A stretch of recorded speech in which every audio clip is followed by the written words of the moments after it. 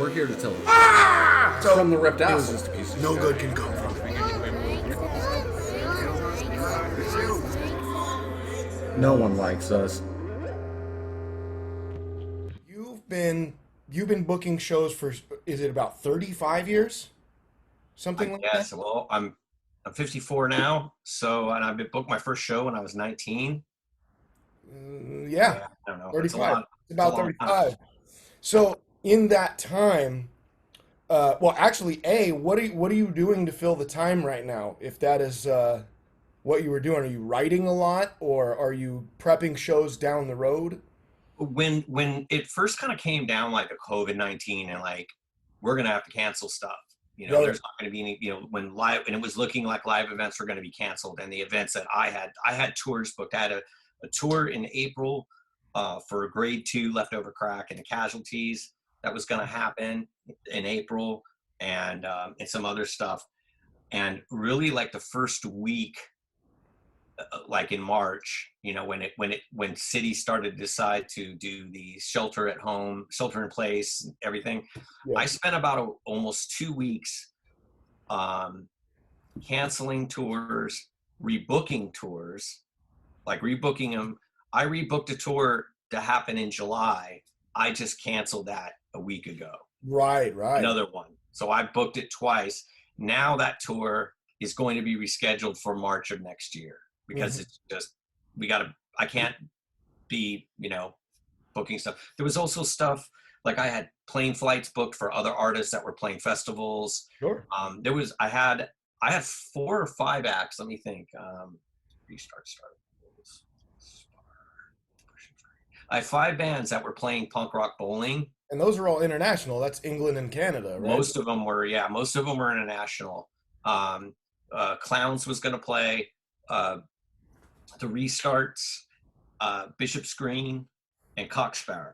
Hmm. And Grade 2 and Cocksparrow had already had their visas paid for and approved and everything to come in. Luckily, we hadn't. We were just. I mean, I was literally days away from starting the process and paying for visas for Restarts. So we didn't. But the money was lost, like unfortunately, thanks to our great dear leader and the way he's running the administration. Those visas will not be extended. They will not be put towards next year. It's like, no, sorry, you paid the $4,000, and you lost it now. That's just out the window. It's literally $4,000 for each band out the window. For each band? Yeah. Jesus Christ. Is that, I mean, I don't want to get too personal about your finances, but are you going to recover from that? You'll be all right? Yeah. The Cocksparrow, like the way that I do it is I plan out the band's entire year. So the visas last a year. Hmm. So Cocksparrow had already played a few shows this year in the United States, Riot Fest, like that, not just this year, but it started the middle of the visas began in August of last year and were split and ending in August of this year. Yeah. So there already been some shows booked that we had made that money back. Unfortunately for Grade 2, they lost. They hadn't even come out. Grade 2 were going to do so much touring this year in the United States. They were going to be touring with Casualties, Leftover Crack, with Anti-Flag, and with Dropkick Murphys and Rancid. Hmm. All of it gone. Oh, that was the Even- Boston, the Berkeley tour. They So- were and also they were going to be doing. They were going to be Riot Fest. really busy, Yeah. and they were going back to Europe, and then they were going to tour for a couple weeks with Social Distortion. That's gone too. Damn, dude. That's Yeah, heavy. their whole year, like the whole year. So I spent about 2.5 weeks like canceling flights and making arrangements. It's just until like maybe last week where I actually I had a couple days where I just didn't do any work. Like I did other things, and I've started other projects. Like with both of my bands, like the Brats. We've been working on material, and we're just figuring out how we're going to start writing and recording remotely. Okay. Because I haven't seen, with the exception of Bones, he and I have done some Instagram live. Sure, I've seen a couple. Like Yeah. talking stuff. That's the only time I've seen him. We've seen each of ours, like each Mhm. band member. We haven't been together. So that's what we're going to do. We're going to stay active. and write, and then basically send the tracks to each other, and then see what we come up with. Right. If we come up with something cool, we've already decided, like we come up with some good material and we actually like it, we're going to take the recordings and give them to someone who we like to mix them instead of us mixing them ourselves, Mhm. and then probably put it out for free on the internet. Do You y'all know, normally do y'all normally mix yourselves? no, no. We when it comes to doing stuff, like there's a couple guys in the band that actually are really good with home recording, and they'll record like demos of songs, and then we get together, in the rehearsal. Like we'll get the MP3 files sent to us or whatever, and we learn at home. So when we show up for rehearsal, we already know what we're working on. We Yeah. already have the idea, Right. songs. But when it's come to the studio work, no, we find people whose work that we like, and we basically work with them. But we're not one of those bands. Like the years all of us have been in so many bands, we've really learned to stay out of the way of somebody who, if we already like the mixes that they've done for other people, we know the best thing to do is stay out of their way, Hmm. instead of like looking over shoulder. Oh, I can't hear my bass the way I like it, or oh, turn the book. No, we let them do the mix, send it to us, and then we might have a few critiques or questions like, hey, how come it sounds like, or how come this isn't here? Is that do you think it sounds better that way, or did you forget? Like it's a collaborative effort, but we really do, like, we let the producers, if we hire a producer, we let them do the job that we paid them for. If we didn't think they were capable, we wouldn't have worked with them in the first place. And especially the mixing engineer. To be honest, in my history, anytime I've doubted the engineer and kind of went, I just think it needs to be a little louder. A couple years later, I listen to a recording and I'll be like, I was wrong. I should have left Yeah. it the way the outsider said it was better, So Yeah. we really do. We just find people that we trust, whose stuff that we know they can work with us, and it's going to come out the way we want it to come out. Oh, yeah, absolutely. I completely agree with that. I'm certain I've spent far less time in recording studios than you have, but I've done it a few times, and I learned that myself. There are some people you got to keep your eye on, though, if you're doing it on a shoestring budget. Mm. But Yeah, yeah. If you're doing a budget, you got to go, hey man, we're really pressed for time. But when you know, it's like that whole thing, you get what you pay for. So we're real adamant about like being focused on the people we work with, like that we know what they've done in the past, and we like what they've done, and we'll make sure that it was their work, like so we can just let them do their thing. absolutely, absolutely. So speaking of this, so you're still doing Final Conflict? I haven't. I was kind of curious because I haven't seen a ton lately. Maybe it's just off my radar. I've been, raising kids and at home, so. Yeah, the last time we played was September of last year. And Okay. but last year was our busiest year. Like I take that back. The last time we played was in October of last year. Oh, That's right. really? Yeah, we did a West Coast tour with Negative Approach and I Hate God and Sheer Terror and That's the right. Accused. I was bummed I couldn't make any of Yeah, those dates. and that was our first tour in 22 years. But we'll play about, maybe like on average, we'll play about 4 to 6 shows a year, maybe fly somewhere, play a festival or like whatever. Sure. And we were just about to start rehearsing to write, and we have been writing new material, and then coronavirus got in the way. Sure. So, and we're in the same boat as the Brats is. And the drummer of the Brats, Nick, is in Final Conflict. So Oh, really? the Brats has two Final Conflict members, Got it. um, and so we're working on ideas, and we're just going to demo to each other and kind of work on. So when we do get to go back into the rehearsal room, we literally have a written agenda of songs to start working on together, instead of going, okay, well, what you got, Exactly. Sure. And Yeah, speaking of the project, the Brats, when I talked to Bones, one of the things I asked him was, "Can we expect a new record?" And he said yes, but that was late last year or early this year, and then this happened, and a couple. yeah. Then saw you guys on Instagram saying that it's shelved for the moment, You decided to not bring it out on the actual release date you had slated. When can we expect the Brats record? Is it late summer or? No, actually, we're really thinking about waiting until early next year, like January or Really? February. In all honesty, we're really going to decide on like how things go for coronavirus, and because the record is done, it's ready. The record is called Tales of the Wild, the Ugly, and the Damned, Hmm. and everything is finished. All it needs to be is pressed. That's it. And we've already got like the pressing plant ready to go. But we're really gonna we don't want it to be out in a physical form too long between we actually get to play live to promote it. Oh, of course. Yeah, the tour is all important for some. Yeah. Yeah. So Yeah. so we're really like I'm kind of, the optimist in me, I'm kind of thinking that we're not going to see any live music until fall of this year. And I think most of it will be local bands playing.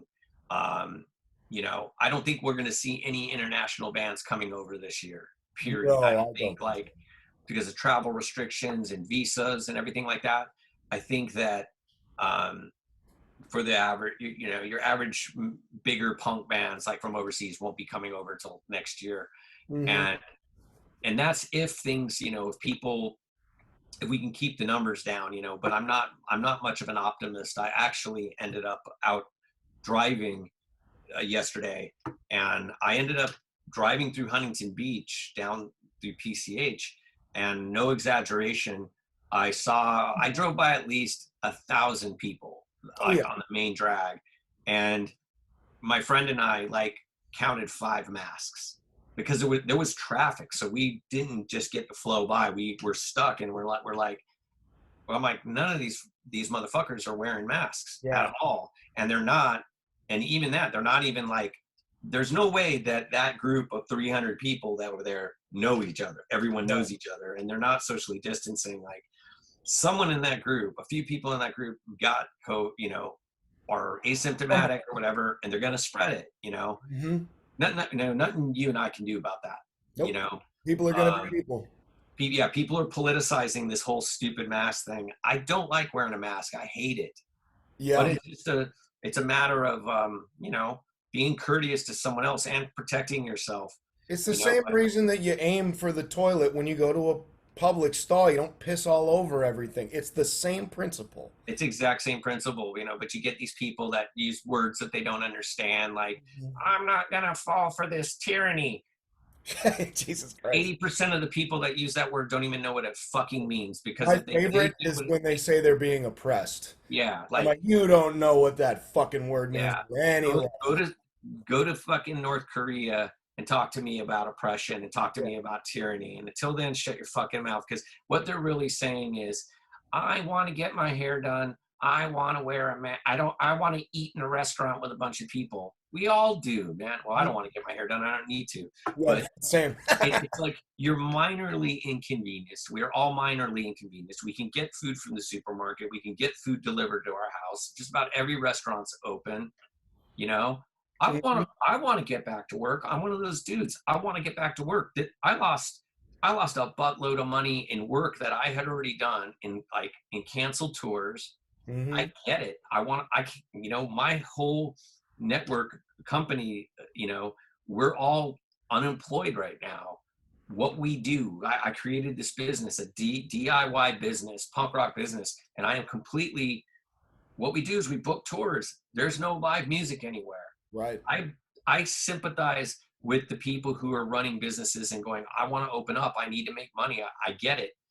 What I don't sympathize with are these assholes that equate their liberties being taken away Right. with having to wear a mask. It's like it's a it it it's just like the song Crybaby Holiday. bullshit. It's like the song Holiday in Cambodia, man. These Yes. entitled crybabies that don't know what oppression really is, and then oh, I'm so oppressed. It's like, oh God, I would have hated to talk to you when Obama was president. You would have went, oh Yeah. my God, I'm taking orders from a black man.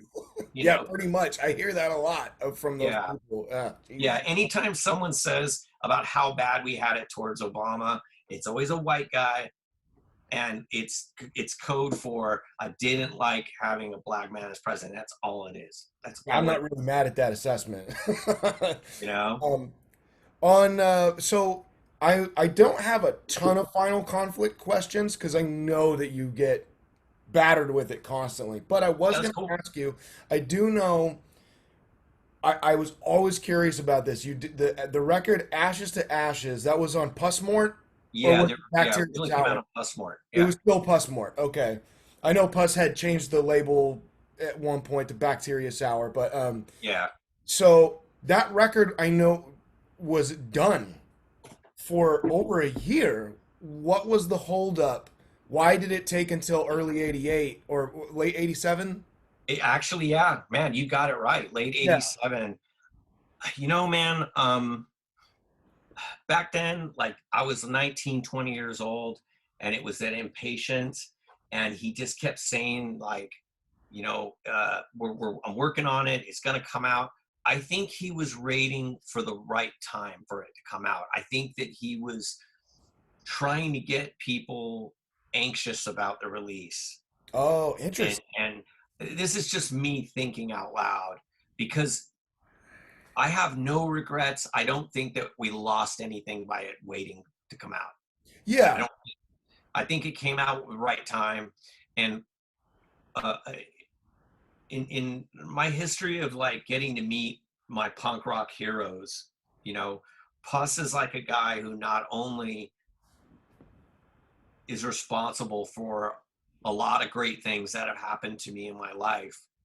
Um, he dropped some wisdom about a lot of things that to this day um, still resonate with me, like opinions and things about stuff that I could go on forever about it. He's a highly intelligent guy. Um, and if you know him well enough, he's highly opinionated as well.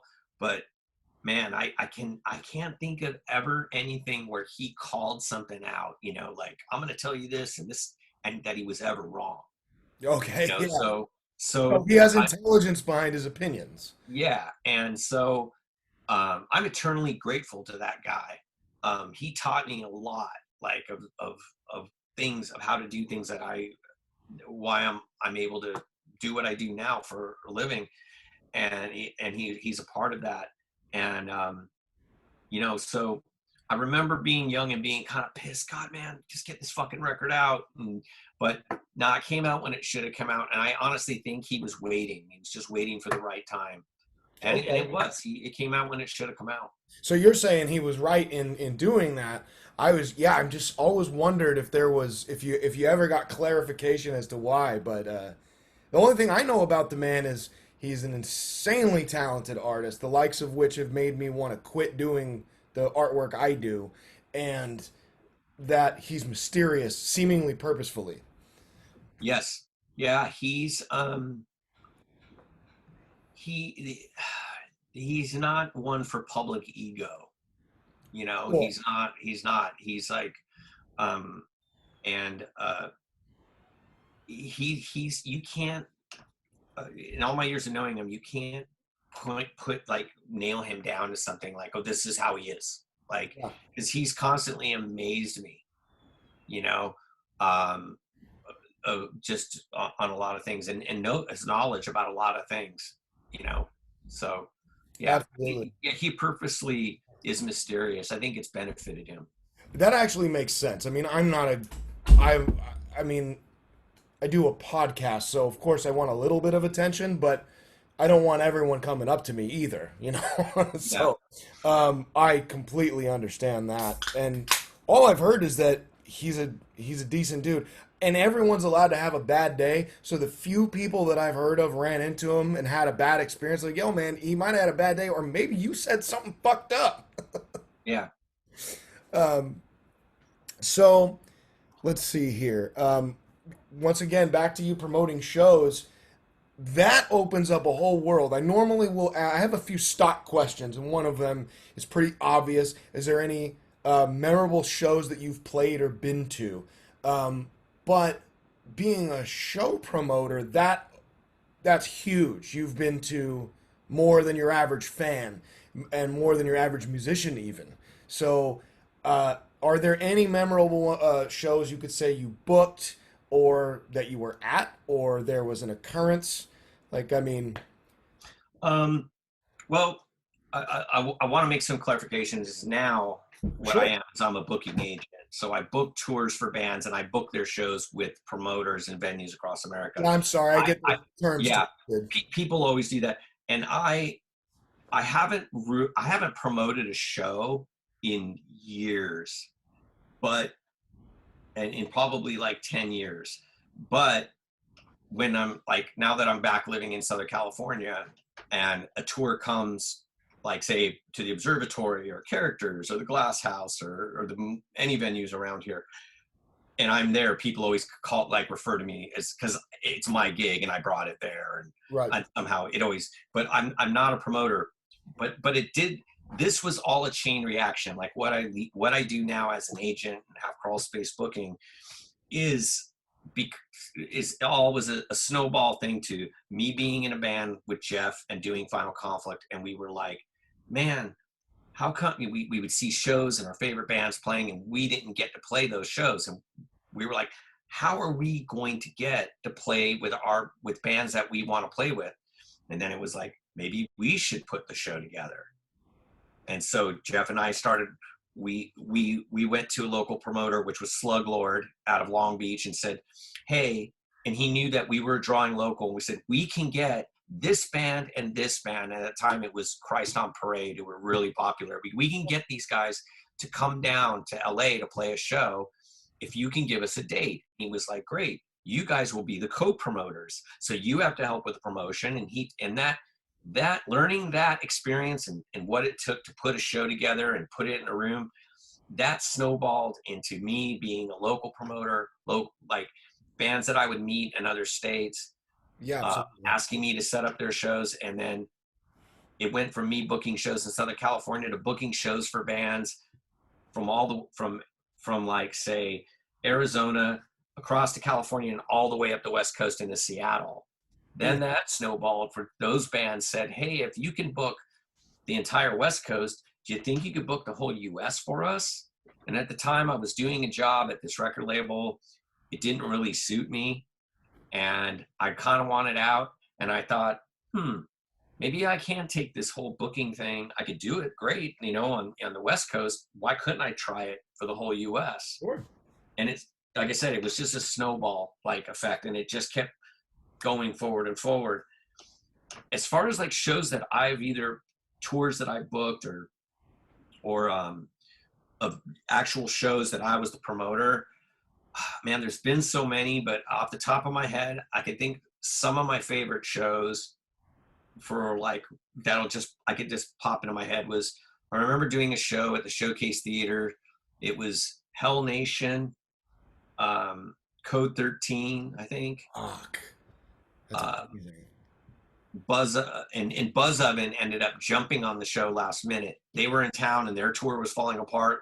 I let him show up and play for 25 minutes and paid him a couple $100. Doing that show, I always liked when I put shows together is to not have every band musically be the same. Sure. I didn't want to have all D-beat bands or all peace punk or all. I wanted a little bit of something, and because I always felt that I don't want to hear the same band over and over again, all night. Right. I mean, you're not gonna book the Pogues and fucking Motorhead on the same show, but you want to go slightly away from one another, No, right? I would totally do that. I would think that would be great. You know what? That was a bad example because I'd go to see that fucking show too. I would love to do that, but like I really do like to like, but yeah, there is certain things like, I wouldn't put Blink 182 with Osrotten. No, there's gonna be a problem Yeah. with that show. Yeah, and Blink 182 would probably deserve it because I that's not my scene. I don't. I'm like right there with you. lightweight stuff, but anyways, but I always try to have it like different aspects of punk, like hardcore and political, like or in a grindcore band and everything. And and more often than not, a lot of people do like it like that. They do say that they like shows like that. And I even like to try to book my tours the same way, is to Hmm. have a little bit something else. And then sometimes it's cool just to say, hey, you know what, man, this is just all gonna be in your face fuck you punk tour. Like just a fuck you punk tour. Like it's all punk, punk, punk, punkety punk, punk. Like that's cool too. Or all death metal, like Yeah. all death all the time. But preferably I like to mix it up. So man, like I remember booking a tour for the Verukers. That was awesome, getting to see them every night. Um, Oh, they're incredible. yeah, and Underrated to me. booking a Verukers tour. Any show that I have booked for Cox Bar is the greatest show that I've ever done in my life. Yeah. And getting to get to see those guys so much, because whenever I book something for them, I'm their tour manager. So if I book a show for them in Chicago, I fly to Chicago and I get there ahead of them and I handle everything. I'm the TM and the agent. Um, but man, yeah, it's been so many shows. Uh, I'm trying to. I wish so many come to my mind. You So know what I I'll tell mean? you what. Let me whittle it down a little more because this will tie into another question that I had. Mhm. Um, is there a show that maybe helped send you on this path that you're on? I was going to ask the same about maybe if there was a band, a record, or a song, like a moment that you switched on and said, "This is punk rock's now my religion," because that happened to me. And I know it happened to a lot of other people. And I'm wondering if you had a moment like that, if it was a show, if it was a song, a band, a record, anything like that. Yeah, it was a song, man. It was like I had, like, before listening to punk, like I was, I've been listening to music ever since I was a little kid. I've always playing music, always having music on. To this day, the stereo is always on. Yeah. Okay, like I'm always listening to music. And as a young kid, I was, really big on like the Stones and the Beatles and Led Zeppelin and Deep Purple and Alice Cooper. And then I got into Alice Cooper, and then I discovered Kiss, and then that was like, whoa, like superheroes with guitars, right? And then as I get a little older into my early teens, I discovered like punk had already exploded in '76, and I was way young and really into Kiss. Kiss was my thing then. Kiss and just hard rock stuff. So, but when I get into my teens, I start really getting into new wave stuff like Elvis Costello and the Pretenders and early Police and getting more adventurous in bands like the Knack and Blondie. And then, uh, but the first like real punk rock that I heard like was I went and saw Rock and Roll High School, Oh, fuck yeah. and that has like tons of Ramones songs, and then an actual live performance. And when I saw the Ramones on like that 15 to 10 minutes of live footage of them playing, I was like, these guys are really fucking cool, man. Like, I don't know, man, if this is punk rock, I think I kind of like it. So that was like me dipping my toes into the water, and I started to like I went and bought Road to Ruin like 2 days later, and I was Oh, like, that's is that the Phil Spector record? no, that's end of the century. Yeah, okay. Oh yeah. Yeah. And that was my first punk rock album, right? But I'm like kind of into it. And then I got the Clash London Calling on cassette, and Oh, I went on a camping trip, and I drove my whole family nuts listening to that thing on a portable tape deck. over Like and I listened to the Clash London Calling on repeat. It was the only thing I loved that record, man, like to this day.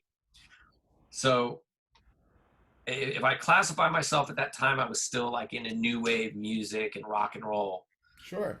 It wasn't until I heard the song No Values by Black Flag. Me. That was it. When Fucking I heard that song, listening to Rodney on the Rock on the radio, and when he played that song, and then I got my hands on the Rodney on the Rock album, and that one song just completely blew my mind, that I could hearing a song that was so angry and about alienation and you don't know me and fuck you and I'm not going to listen to you. That resonated with me so much. sure. And just the mental picture I had of what I had no idea what Black Flag looked like, but I just imagined these crazed guys in a room, and like the amplifiers like falling off the, falling apart while they were recording it because it's just utter chaos. And that was the moment. And I just was like, that's it. I'm into punk rock. I'm a punk rocker. And the next day, I got hair clippers and I just shaved my head, and it's been a wrap. It's been it. That's it. Done. And that was when I was 14, done. This is it. I'm in. And I'm never, this is it. This is who I am, to this day. And every time I hear that song, No Values, I always go back to that time hearing it on my radio, getting played on K-Rock for the first time and just going, what the fuck is this? Like this explosion going on, Yeah, I don't want to take away from you, but I'm going nuts because nearly the same shit happened to me, and it's all Rodney. I was staying at my grandparents' house in San Gabriel, and I couldn't sleep one night, and I was mad young. I was probably, I don't know, 8, and I heard I just found a radio station. I heard back to back for the first time Psychotherapy by the Ramones, and then Institutionalized by Suicidal. And I went, what the fuck is even happening right now? And I've been on this path ever since. Yeah, no, man, Rodney was a milestone for a lot of people. And I heard the Minutemen for the first time on Rodney on the Rock, because Black Flag were guests on the show, and they brought this new 7-inch that they were putting out by this new band. They played the first side of the Minutemen Paranoid Time. I can think of Rodney, blew up so many bands for the first time, and it was everybody's first taste. Every Sunday night, man, I'd be there with my little portable radio with a cassette player attached to it, and I would just tape, the entire show. Oh, same. Fuck yeah. Yeah, it was great. Absolutely. So you I know, obviously we all know Lower Class Brats and Final Conflict. Are there any other bands that you've been in of note or not? I've done a lot of other stuff. Prior to joining the Brats, I hadn't played bass or been in a band. I was in a band for almost 6-7 years, and I was in a band called 46 Short with friends of mine. And Nick, that's how I met Nick. Nick was one of our drummers, and then we were a hardcore band out in Long Beach. You played bass in that band? In 46 Short. I remember that band. I saw a couple of times. I didn't know that was you. yeah, that was me. Was me in my Final Conflict retirement phase, and I did that. I did a rock and roll punk project band with friends of mine called Serial Killing 101, and I played under the name The Gimp. Okay. That was my nickname. That was what I listed. We put out a 7-inch, just kind of a one-off. I think we pressed 300 of them or something, and it was female-fronted rock and roll punk band. We just really liked Turbo Negro and Zeke and Murder City Devils, so we just kind of did a kind of a parody of that kind of thing. I love it. And we played for about a year, maybe a year and a half. Played a bunch of live shows, and then just stopped. Did the liquor store tour? You didn't go on the full. You didn't go on the full across the country. Just kind of. No. We actually had a song called "Pimpin' Beer," so that's pretty fun. That's right. Oh, fuck, man, I gotta drag that record out. I got it somewhere around here. So,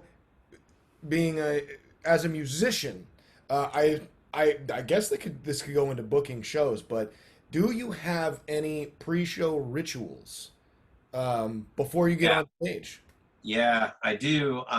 It's called the After 40 ritual. Oh, I'm hip. And yeah, man, I do have a kind of thing. It depends too. I have a certain ritual for Final Conflict. I have a different ritual for the Brats, and sometimes they kind of link. But I pretty much no dairy on the day of a show. I'm a vegetarian. I've been one since I was 19. And most of my meals are vegan anyways. Yeah. My wife is vegan, but I don't have any dairy because it makes your throat phlegmy. And if I'm doing vocals, I don't want that. So no dairy on the day of a show. like to have coconut water, and like before I perform, I drink a whole tall can of coconut water and 2 ibuprofen to kind of loosen the muscles up and Sure. get a little limber. Keep And the then head after I'm done playing, another tall can of coconut water. And that's just all about like uh, staying hydration, Okay. staying hydrated, and That also little bit of fruit sugar helps too, I'm sure. yeah, Yeah. and like, but that is, I mean, when we play like in both bands, I take it very seriously because uh, in a sense of this, like I have fun doing it, but I want to be able to do everything I can to do the best I can while I'm up there for the few people that paid to see us play. I Right. don't half-ass it. And Every show's an important show. every show's whether it's 40 people or 400, 4,000, they're equally as important. And I never want to like, let's just get this one over with. Mm-hmm. Like I don't approach it like that. So yeah, uh, not being wasted and being like doing everything I need to do to play the best possible show, you know. And sometimes like it depends. Like I do suffer from anxiety, and so some and it can happen. Like some days it's like we do a show, we could be playing like at the observatory sold out, 1,000+ people, no big deal, get up on stage with a smile on my face. And there's been times where it'd be like, oh, what the fuck am I doing? I don't want to do what the fuck. I'm gonna fuck up every song tonight. I know I'm gonna completely ruin this shit up. I'm gonna ruin it up out there. I'm gonna suck. I know it. It just depends, and on those days, like I tend to like want to be like alone for about 5 minutes before we play. And I usually just go find an area of the venue or whatever and just kind of walk around in a circle and just kind of get my head in the game and think about the set list and think about, okay, this one, and just try not to overthink and get a little zen, but Sure. yeah, there is definitely a ritual to it, but it's always about being able to do the best that I can do. Yeah, it sounds like you're just taking care of yourself, and it's about longevity and doing the right thing at the moment as well. Yeah. Which is good. That's great to hear that you're doing the healthy thing. I mean, you certainly, for a guy that went through all of the LA 80s punk rock, which was pretty fucking gnarly, you don't have a face of it. So you're doing well for yourself, man. You look I good. didn't. It's half genetics, I guess, and half just not really getting into bad habits, man. Like, I watched so many of my friends, like, fall like to addiction, and especially like growing up in the '80s, like meth was such a bad problem in the Oh, I '80s, know it. and that just wasn't my thing, man. Like I wasn't into meth. I remember I tried meth once, and I didn't like it, and then and I never did it again. And then I started dating this chick who I didn't know that she was a total tweaker meth head.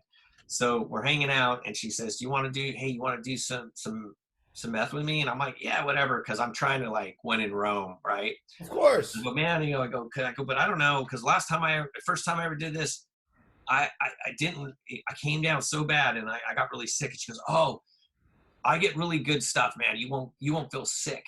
And I'm like, "All right." So I do it with her, and we're up all night talking and whatever.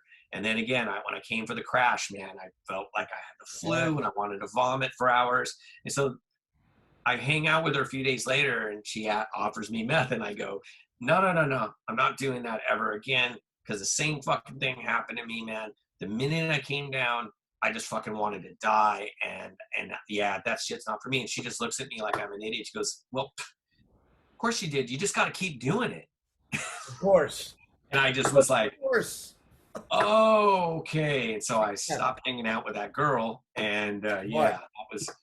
But yeah, did meth, tried it twice, never did it again. Just wasn't my thing. I liked, I like drinking whiskey and vodka and beer, and It's then weed. there comes a time in your adult life when you do hit a wall too, and the hangovers just never go away and stuff. So I Yeah. still I drink, socially, and but my days of like partying and raging are like, I just can't, man. Like that's for the young guys, man. You're Like not I wrong. like to hang and have my drink, and just kind of like people watch now. As my OG and my best friend in the whole world, who's basically a character on this podcast, his name's Ian. He said basically, seems to me you either give up on it, get bored with it, or something of that nature, or you get stuck doing it. And Yeah, and then that leads to either institutionalization or death, one or the other. That's yeah, the you're only not way. wrong. Or flat out misery because some people I've seen some people that are still hanging on and they clearly thought kind of like I did at a younger age, I'm not going to live past 25. What does it matter? I'm like, well, now you're 50. What are you going to do now? Yeah, They're like, no, I'm just going to be uncomfortable all the time forever. And I'm like, yeah, that's what's happening. yeah. Um, so is there, this is another one. I got this one from my producer, my wife also. Is there a piece of equipment that I don't want to like go super nerdy and talk about equipment exactly like Yeah. this type of fender base and so on and so forth, but I mean you go there if you want to, but what I'm driving at is there a piece of equipment you can't live without, and is there a piece of equipment that you will never get rid of even if it doesn't work? Uh, n- I will get rid of anything if it doesn't work. Okay. Um, as far as like, Zero sentimental value, zero y- superstition. yeah, like I don't have anything like I've got to do. And of the years that I've been playing bass and different bands, like I've kind of only just recently I kind of came up with like my setup that like this is what works. You know, as far as for me, and the sound that I need for the Brats, the sound that I think works, and also that I like that suits that I think that works with the Brats, but also is a sound that I like. You can't go wrong with a Fender bass, man. No, And never. No, and never. and even like grab like a Fender P or a J off the rack, and as long as it's in tune, you can make that thing sound great. You Oh, it's know, plug and play. plug and Immediately, play. you're ready to Can't go. go wrong. Now the basses, like my basses, I have a little tweaking done to them that like I have little things I prefer. Like lately, for the last like 5 years, I really like using lace pickups. Oh yeah. So I drop those in on my, so I have lace pickups, and then I have a badass bridge on my Fender J.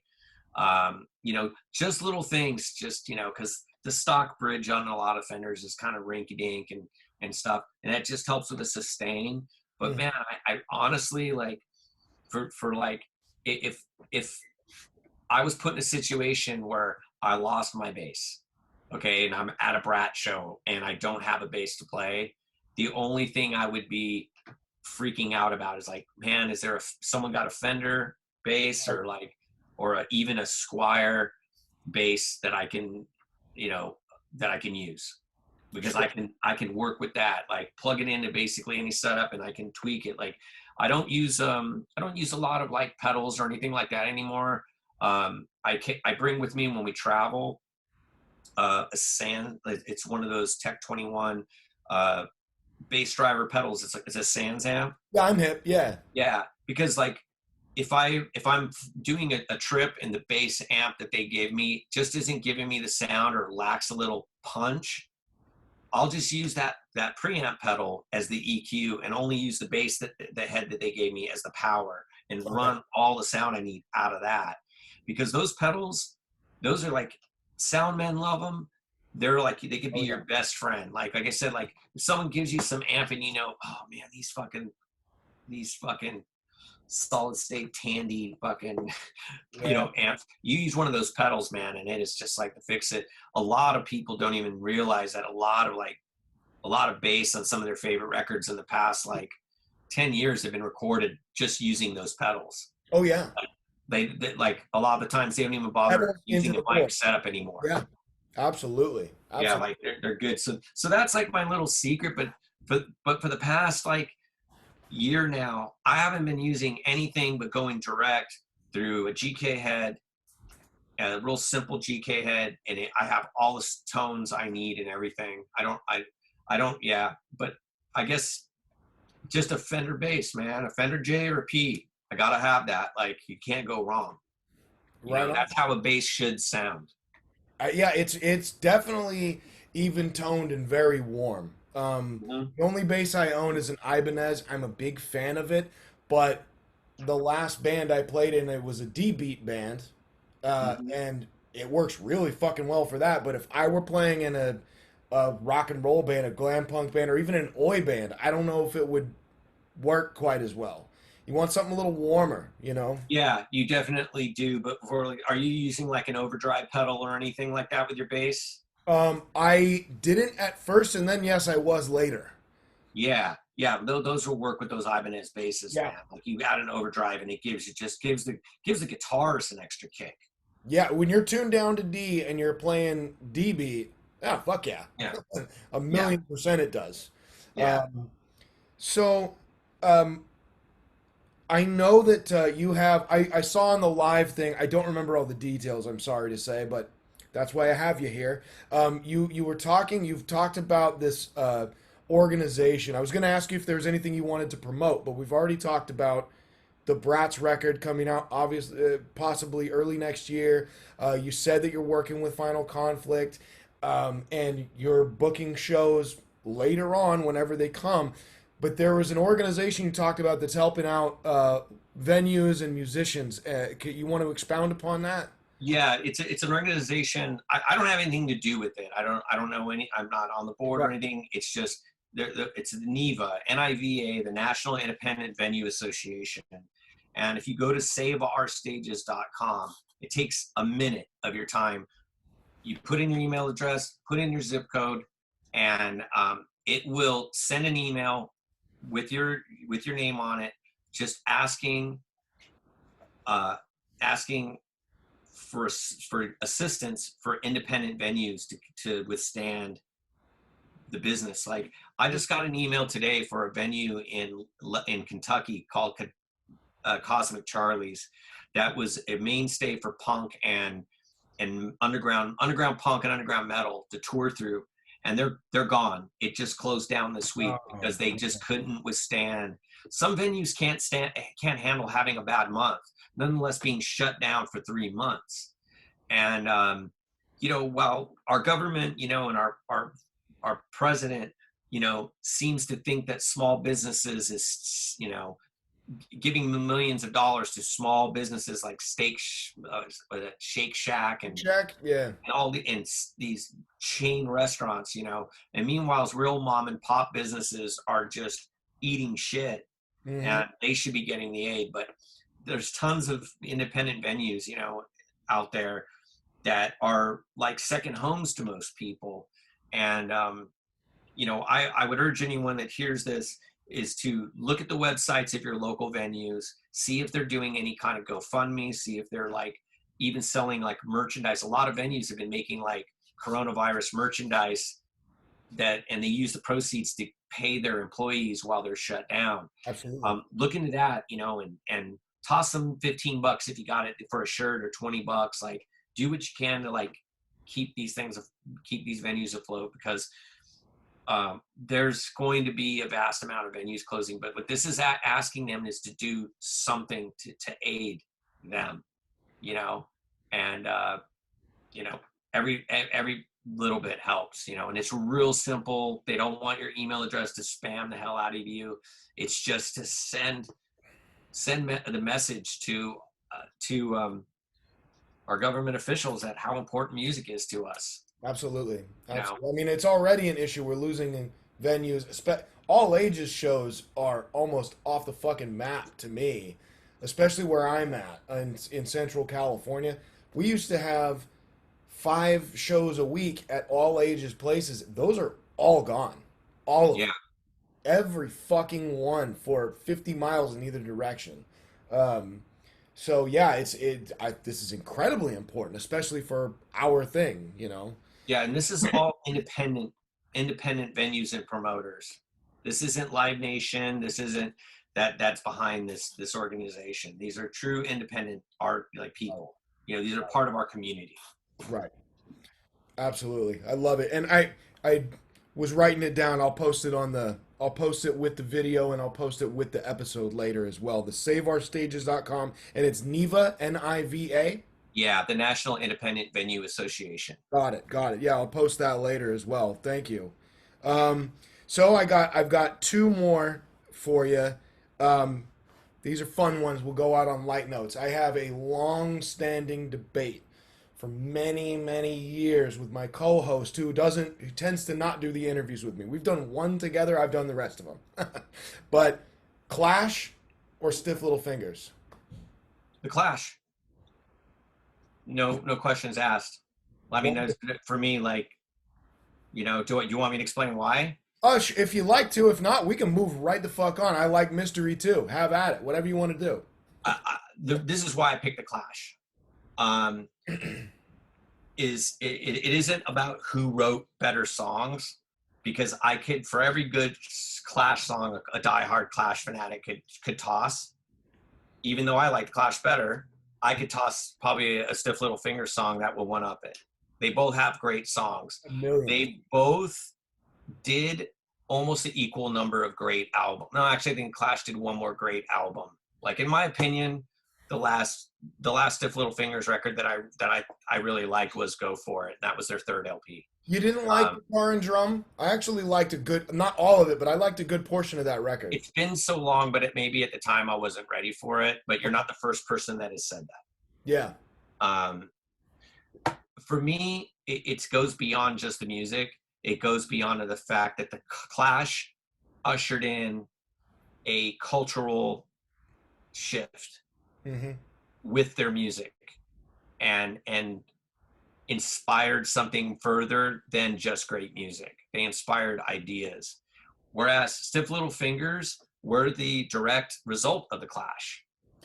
Absolutely. That's always been my argument as well. There wouldn't Yeah. be Stiff Little Fingers as it is without the Clash. But it's all opinion. I would never say, oh, you're wrong, the Clash are better. Of course. It's my opinion, the Clash, and that's why.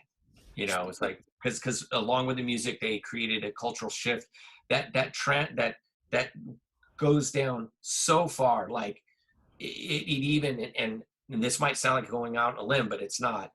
The Clash effect goes all the way down to Public Enemy. And what Public Enemy did, what the Clash did for rock music, Public Enemy did for rap and hip hop.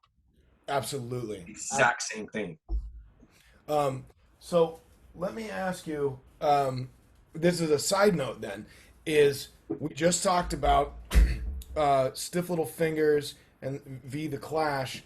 Is there, and that kind of sort of rough record, Guitar and Drum. I understand there's some misses on there, but there's some amazing tracks.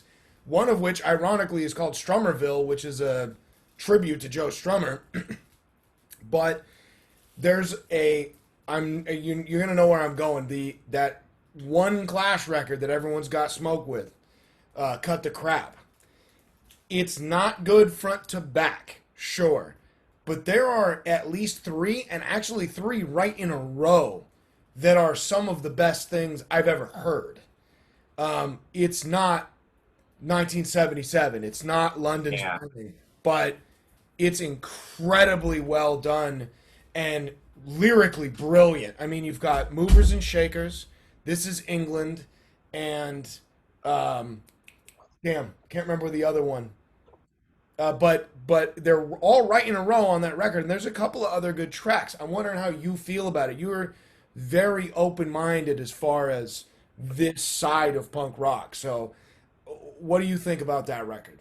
And to be honest, I'm going to have to listen to it because it's been so long that honestly, like, that record crushed me so hard when it came out, where I was like, I just remember like going to the needle, you know what I mean? Like, oh my, what happening? What, and then I think about 15 years ago when like they did like the whole Clash reissue series, and they remastered all the records, and they remastered This Is England. And I was like, you know what? Maybe the 16-year-old me wasn't ready for this record, but maybe the 29-year-old me, or, however old I was, is ready for it. And I put in the CD at this record store I was working at, and I nope. and I didn't even get through. So I'll tell you what, I'm actually gonna I'm actually looking it up right now on see if they have it on Spotify. It's there. Yeah, it And is. honestly, and the I'm other gonna song, actually re-listen to those tracks, and I'm gonna get back to you in Messenger and go, "Hey, man, you're right. Actually, like those are really good." Because I couldn't tell you any of those songs. I could know that if you played them for me, I go, "Oh man, this is Cut the Crap Clash, isn't it?" right, right. That's it. But I've got it, and I'm marking it on my account, on my Spotify account. So I listened to it again. But I mean, like, I'm looking at some of these song titles, and yeah, man, I Yeah, don't know how they thought a song called "Finger Poppin'" was a good idea. I agree. But the other one I forgot about is Three Card Trick. Yeah, I'm That marking song, all of these right now. Like I'm those marking, those three in a row. Three Card yeah, Trick. Movers and Shakers, Before This it. is England, and Three Card Trick. And I'm gonna get Amazing. back to you tomorrow. Do it, man. I love it. I'll I'll go ahead and close out here a little bit. Last thing, I the only question that I chucked to you early was, actually no, I'm sorry, I missed one of my questions. Sorry. Outside of punk rock, hardcore, metal, and kind of our thing, our deal that we're a part of, where do you draw inspiration from? Whether it's art or other music or anything of that nature. You know, when I'm like, I tend to like when I'm gonna write songs, like whether if I'm gonna try and write something for Final Conflict music or I'm gonna write Brat stuff. I do try to get in a frame of mind because musically they're both two different things. And sometimes I've just got my bass and I just start going ideas and I might go, ooh, this sounds like something cool for Final Conflict. But especially when it kind of comes where I'm like, if we're gonna write, we know we're gonna work on a record and we start putting ideas together. I don't, I shut myself off from any rock pop music for however long that is because I don't want to accidentally lift a riff or an idea subconsciously Do from you what mean I like, do you mean like radio stuff or anything. I won't you listen. stop listening to records? I stopped listening to rock and roll, like Heavy. anything. And what I do listen to a lot of, if I'm listening to anything, is I listen to a lot of soundtrack music. I'm a big fan of a lot of like the Italian, like maestros Love that did a lot of 80s and 70s like score. Um, and I'll listen to black metal, like black metal music and a lot of film score. And I get inspired by that and in the weirdest ways because sometimes like I'll listen to uh, progressions and the way that like chord changes happen, and then I'll hear something and I'll go, man, I want to try that in a song, like in a rock song, it. Yeah, like man. how the tempo goes to this and then it drops and that, and I get ideas from that. And I've not lifted chord progressions from scores, like actual like, oh, no one's gonna recognize that I took this from, Right, right. House by the Cemetery, like I would never do that, but an idea or a movement will inspire me, and I do that. Like I've been doing that for like the past like 5 years when it comes to writing. Is just shutting myself off because I don't want to accidentally um, lift something from somebody else. Sure. I try to do that. So I'll listen to a lot of instrumental, like ambient stuff, but a lot of like just black metal and soundtrack. Especially if I still want to listen to something really aggressive, I'll play like Dark Throne or Leviathan and stuff like that. And I get a lot of inspiration from that because a lot of black metal actually is derived like in the way that it's structured from classical music. It Like is. I was gonna bring that up. Yeah. yeah, don't know, they just kind of look, oh, it's these guys in fucking raccoon makeup and screaming and you Raccoon. know, it, it's an acquired taste, but once you really kind of like peel the onion, so to speak, I mean, it really, there's really something deep going on in there. Like, I don't like a lot of black metal, but the black metal music that I like, I really like. Like, I really like the artists, I and I agree. really like. as long as it's none of that stodgy political crap, I'm all for it, you know. But if they're Yeah, there's a bit of a white power issue in black metal, oddly enough. yeah, I mean, but those bands are pretty much out there. Like they Right. don't hide from who they are, and for the most part, that's just to make up for the fact that their music is so subpar and not as I good mean, as other. Burzum is one of the worst bands I've ever heard. I Oh don't yeah, understand how anyone even likes it on any yeah, level. so overrated. It was like, oh yeah, but So he was the bad. first. You know, it's like, Fuck yeah, him he was the now. first one to be. He was the first to be just not inspiring or and redundant. Like it's the same progression, simplistic progression for 7 minutes. It's Right. boring. And also, Mayhem's way better. Yeah, Mayhem's better. Dark Throne's way better. You Oh, know, Dark Throne's incredible. The Dark Throne had I don't remember the name of it because they all have those, Curse of the Northern. I can never remember the record titles of black metal albums, but they've got one that's almost just a punk rock album in tuned to D. Like yeah, they're they've had done some punk because they've got a lot. They've openly admitted to a lot of inspiration. Like my favorite Dark Throne records are definitely, uh, and one of the most shitty recorded ones, and it's still the tunes are so great that it rises above is Panzerfaust. I It is love oh I so fucking love yeah, it. it is recorded like the vocals are way too loud on it. Like Yeah. when you first hear it, the first time you listen to it, you're kind of like, oh man, God, why are the vocals so loud? But once you get past, man, the tunes are so good, the Yeah. riffs are so, and it's so primal. It's like I would not have this recorded any other way. Not only do I agree with you, but when I just did an episode on Elizabeth Bathory, and um, I was doing some research with my oldest daughter. Decided she wanted to help me, and I'm like, cool, let's have at it. I'm like, you know what? We need to listen to metal right now, so we listened to Bathory, of course. We listened to Mhm. Venom, so on and so forth. But then I was like, wait, we gotta listen to some Dark Throne. And just like what you said, it had been a while since I listened to this record. I listened to it and I went, I actually went, I wonder if this was a conscious choice. If they did this on purpose. Because if they did, it's Andy Kaufman level brilliant. It's the most brilliant production choice ever made. Like, anyway, okay, last one. I appreciate you doing the legwork on this. I was gonna ask you, are there what is your most prized record and or records that you own? Because I know you're an avid record collector. Yeah, I got a little handful, some 7 inches and LPs, no chronological order except for this one.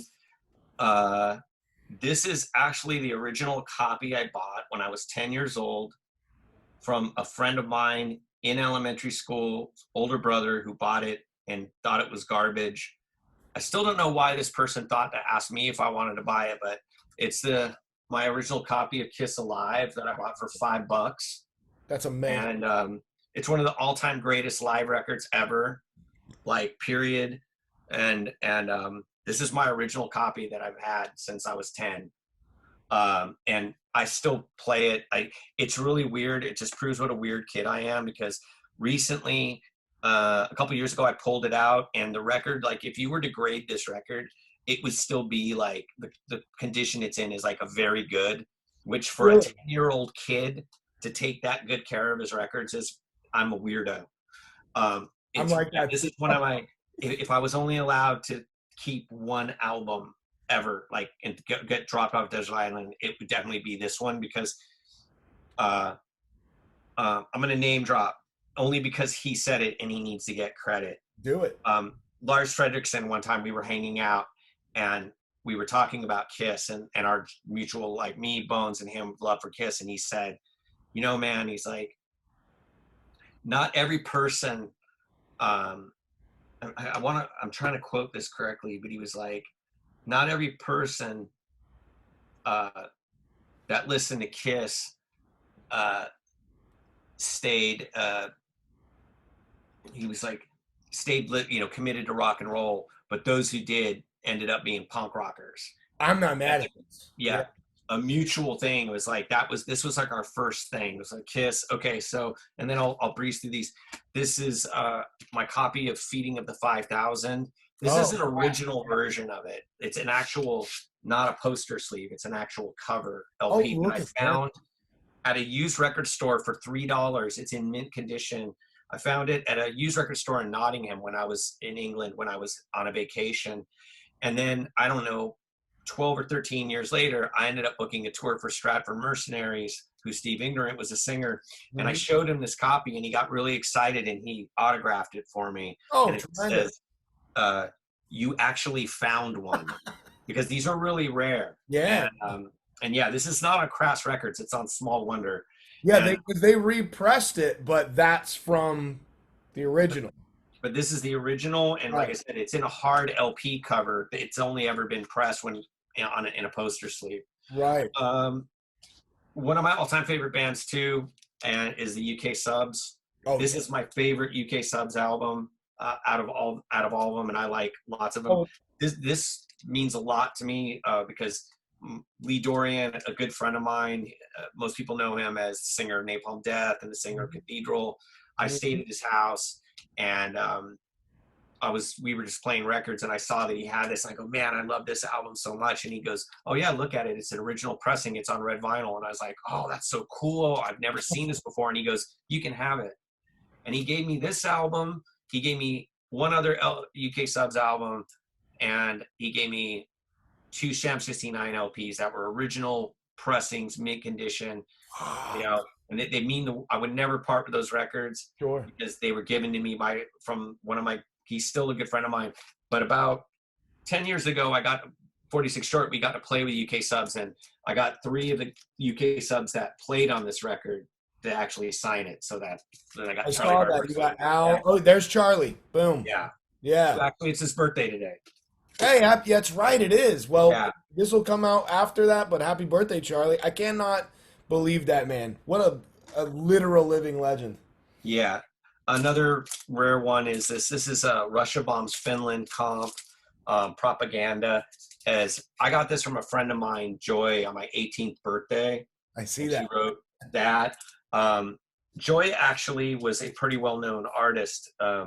She ended up painting the cover to Bad Religion's Against the Grain album. Okay. And have you seen that one Mystic No Effects album that's got the skull with a syringe in its mouth and it says No Effects? Yeah. She drew that. And that was when we were kids. She was like 18 years old at the time. We were really close back then.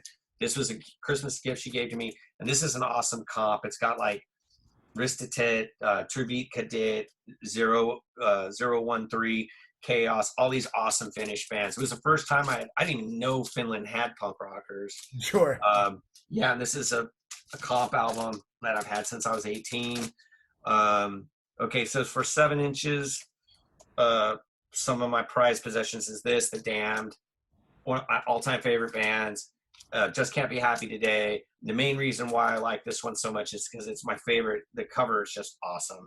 It's just I've never even seen that one before. This is kind of one of the more harder to find 7 inches out of all the Damned ones, but it's my favorite. And it's got their cover of Ballroom Blitz on the back with Lemmy playing on it. Oh, wow, that's amazing. Yeah, another one of my all-time favorite bands is The Jam. This is my favorite single of theirs, Going Underground. Oh, I agree, 100%. Yeah. This is one of the best. I mean, they did a lot of brilliant. They never did an album I didn't like, but this is my all-time favorite 7-inch. And this was the version that came with a bonus live 7-inch with it too. This is probably one of the greatest death rock records ever. The greatest death rock album ever is Only Theater to Pain by Christian Death, but the greatest, as far as LPs, but the greatest death rock period ever is this. It's 45 Graves, Black Cross. 7-inch. Forget about it. 1,000,000%. This record, just like Black Flag, when I heard this song on Rodney, blew my fucking mind because this band was like King Crimson of punk, man. They pure musicianship and the playing on this, and it goes from fast to slow and all these crazy time signatures and playing. I was like convinced, like until I saw them live, that this record was just all studio trickery, and they recorded all the parts and then put it together because there was so many time changes going on in it. Yeah. But no, they played it flawlessly live. And as big of a fan I am of this band, like this is all you need to know is this 7-inch. Both songs, Wax and Black Cross. It's one of the greatest death rock records ever. I actually, believe it or not, I have that one. Yeah. That's incredible. That is pretty rare, and that's amazing. Yeah, I couldn't agree with what you just said more. Uh, Another one of my favorite Los Angeles bands, and although their LP is another flawless one, this 7-inch just means a lot to me. This is the Weathered Statues, TSOL. I remember buying this. I remember being just waiting for this record to come out.